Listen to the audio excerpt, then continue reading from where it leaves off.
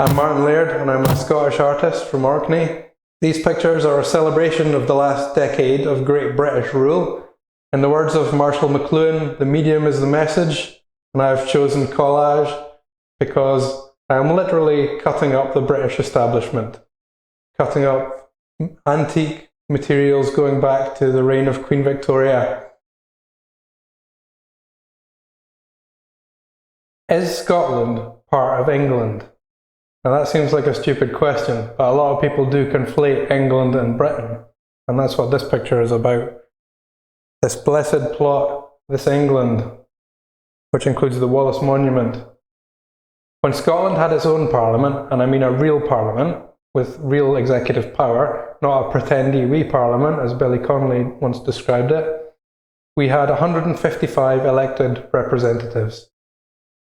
When the Scottish Parliament was dissolved and they moved to Westminster, that number was reduced to 45.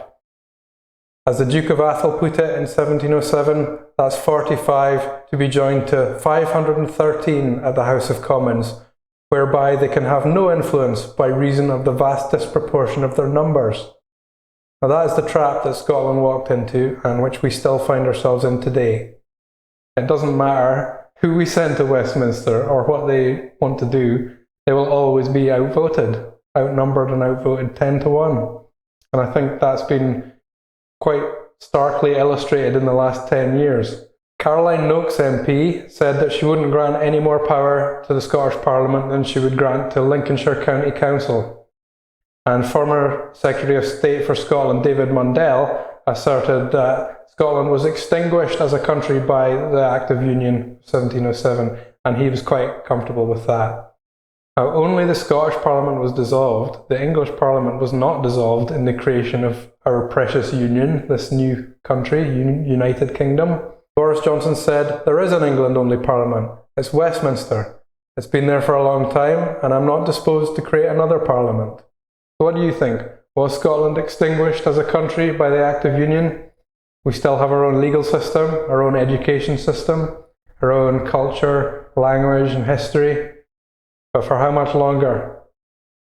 Are we really just part of a greater England, the north of the north? That is not democracy.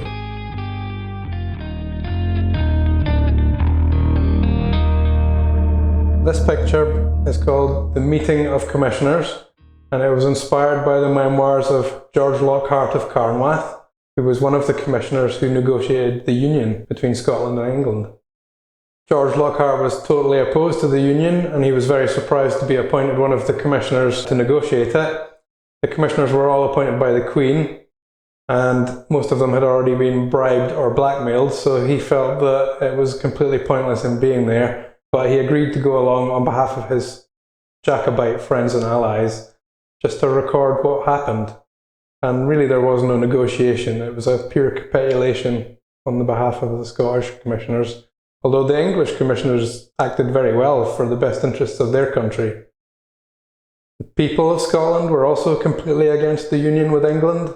They were counting on public figures such as James, the 4th Duke of Hamilton, to stop the union in its tracks.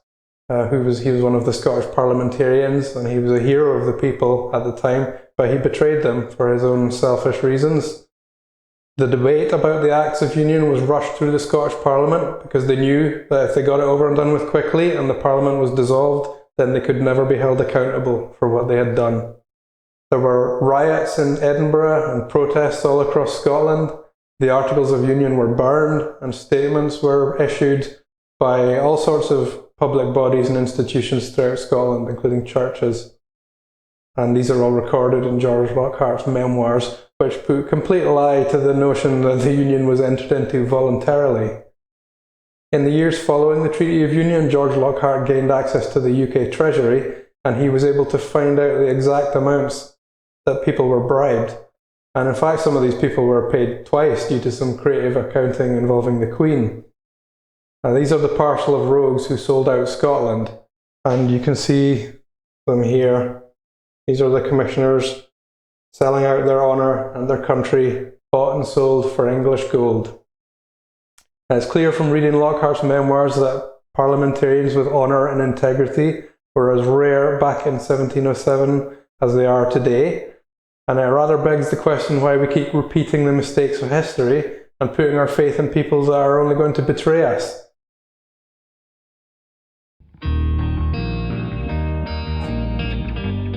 Three nuns. Try it in your bath.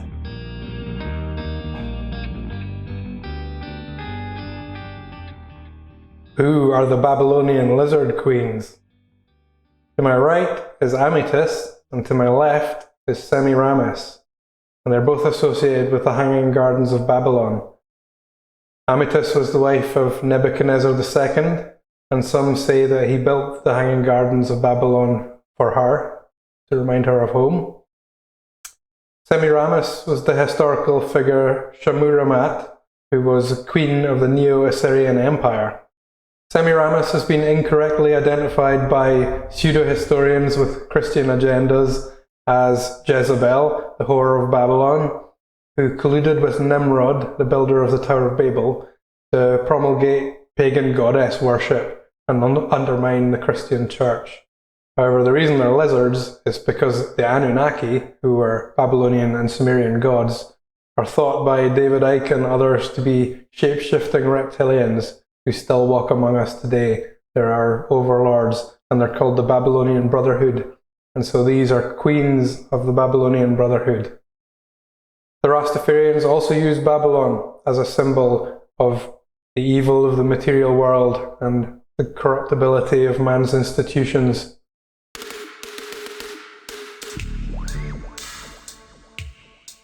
This is the genealogy of the Babylonian Brotherhood, which explains the story of the Anunnaki and how they came to Earth, commencing with baby Jesus, because the monarchs rule by divine right, and everything must therefore go back to God.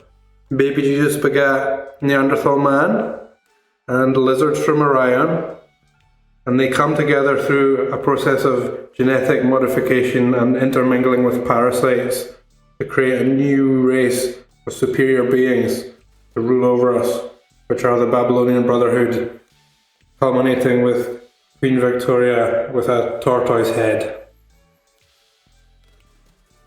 All hail the Babylonian Brotherhood.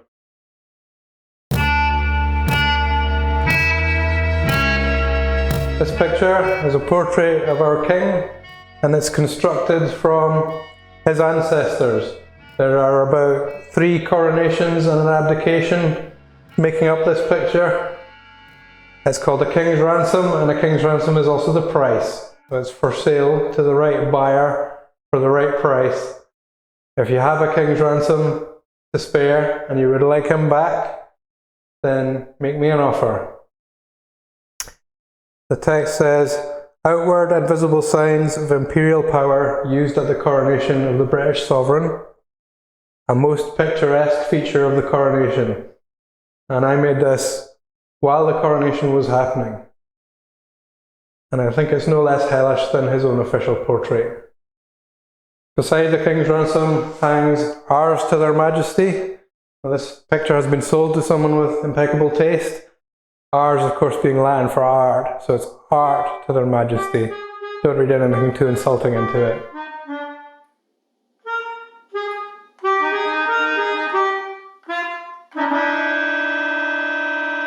Here we have coronation and ablutions within reach of the king.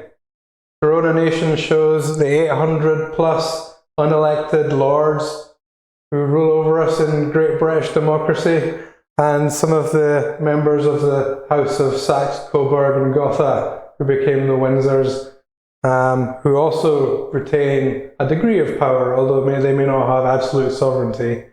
They still veto and vet hundreds of laws, particularly those pertaining to land ownership and hereditary wealth, I believe, because they want to protect their own assets. Ablutions within reach of the king, hot baths in a brewery. This picture is based upon an illustration of soldiers at the front during World War I who were bathing in the mash tuns and fermenters of a brewery, which had obviously been closed due to the war, and they had nowhere else to bathe. And into that scene I have placed members of the royal family, including Wallace Simpson and Edward VIII, who abdicated out of love for her. And our glorious Queen Elizabeth I of Scotland. Her mother, with a ready bright glow, looking very pleased to be here. And George VI, making a cinema record at one of his annual camps for boys. You can read into either of these pictures whatever you want.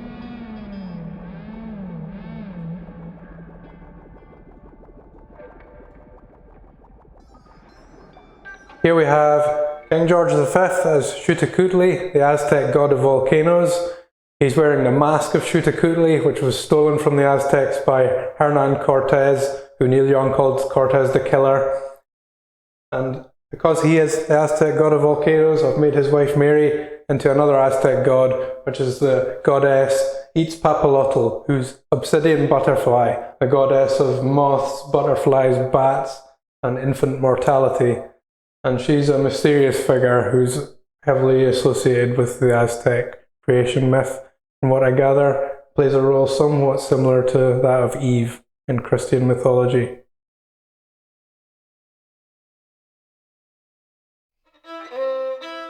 Here you see the square and the compass, which is a picture inspired by a fiddle tune called The Square and the Compass, really. But if you understand the symbolism, then you might also understand why it's been provoking an unusual reaction from certain quarters. Some people see this picture as satanic. Other people may think I am something that I am not. But read into it what you will. It's a picture of King George VI and his handshake.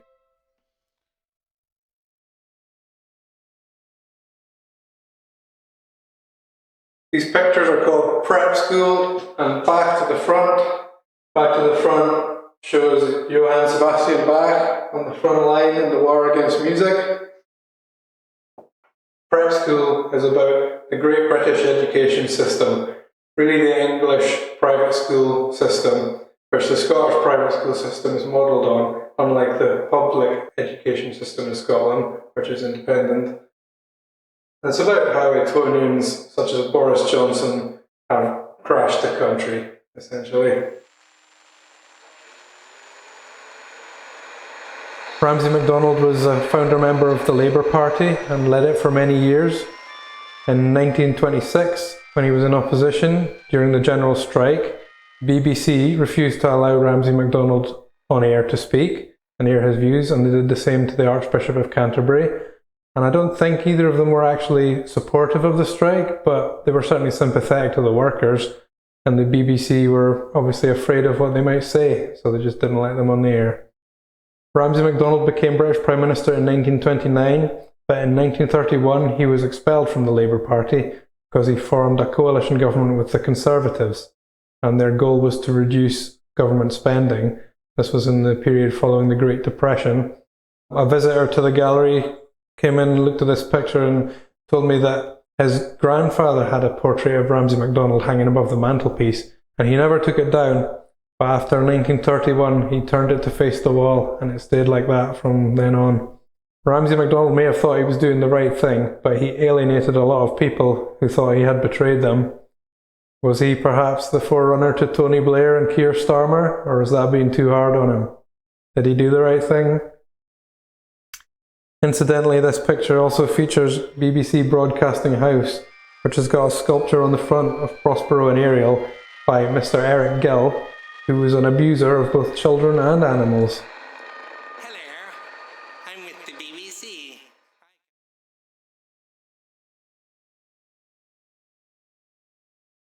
This picture is called V2 Lama, and it shows a Buddhist Lama in an antelope costume next to a V2 rocket from World War II. It's been colorized with wax crayon overlaid with a water-based ink wash. It's about war and peace, which are oil and water. Jacob's Dream. The Egyptian origins of the Stone of Scone, on which all British sovereigns save Queen Mary have been crowned since the time of Edward I. Longshanks, who stole it from Scotland. And it was, of course, famously stolen back on Christmas Day 1950 by 4 brave students from Glasgow University. The Stone of Destiny is pictured here among some other stolen Egyptian relics. And Jacob can be seen reclining on his fancy chair with his head next to the stone, dreaming about angels on Jacob's ladder and policemen climbing up.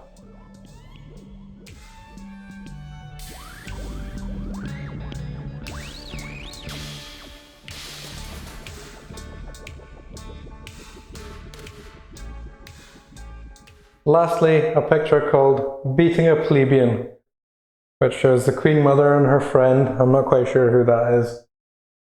England's Rose, anyway. Looking down upon a man getting assaulted by the cops. The Peelers, as somebody came in here and called them after Robert Peel, who founded the police force. Guardians of civil law. For who? Well, I hope you've enjoyed watching this tour of my Great British Collage exhibition at Northlight Gallery in Stromness in 2024. I don't know when these pictures will all be back together again. Thank you to everyone who came in to see it in person as well, and particularly those who bought a book or a postcard, a poster, or even one of the pictures. I still have some of these pictures for sale, and I will most likely be putting them on my website. So if you're interested, check that out. And in the words of the Earl of Islay, to the dissolving of the Union,